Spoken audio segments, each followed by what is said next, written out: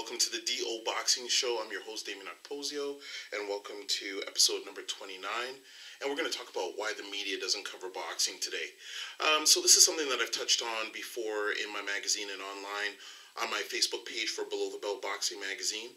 And basically, my experience comes from working in corporate communications for 2 years and just being involved in the media of boxing.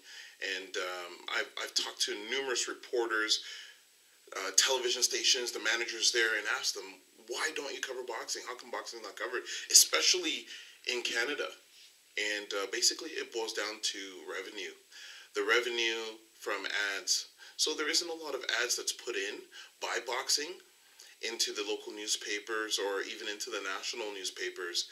I guess basically there isn't really a national governing body, or where mixed martial arts has the UFC, which is a powerful engine that spends the money.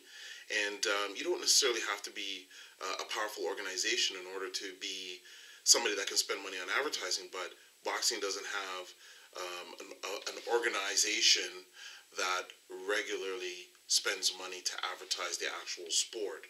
So, sometimes you've heard, or you may have heard, that there isn't somebody exciting that the media can follow, really, that gets people excited for the media to come out. Well, we've all seen amateur and professional fighters, especially from Canada, that have been extremely exciting. I can think of several fighters off the top of my head: Sebastian Beaudry, Brian Mackey. There's tons of fighters out there, local fighters, and fighters from across Canada that are amazing, articulate, fight with heart, and extremely exciting that the media could cover, but they don't. And it comes down to ad revenue, because money makes things happen. So when it comes to newspaper, the news being impartial, whether it's about sports or anything else, I don't believe that they are. Everybody's got an agenda, and it is all a business. And if the ad revenue is not there, then boxing isn't top of mind. I'm not saying it's never covered. Sometimes you'll see the odd article, but it's something to be aware of. And when you're aware, you can make changes or you can adjust.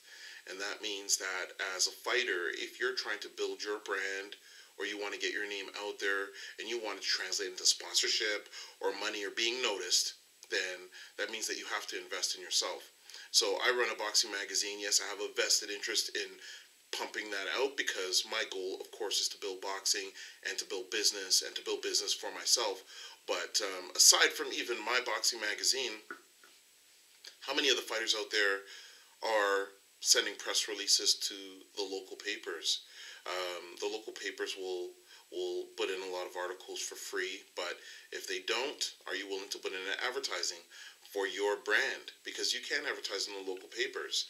They'll take things, and especially if you're living in an area like Mississauga or Brantford, reach out to there. You have to make those moves, because if you're waiting for the media to come to you, they may not. And it's not something that's personal, but business. So the key thing I'm trying to say is invest in yourself.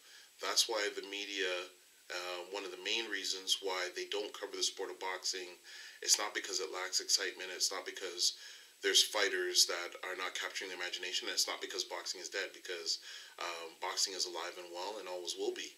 But you have to invest in yourself. You have to make the investment. Thanks for tuning into this episode again. Remember, if you have any questions, you can ask through Twitter at DOKPOSIO,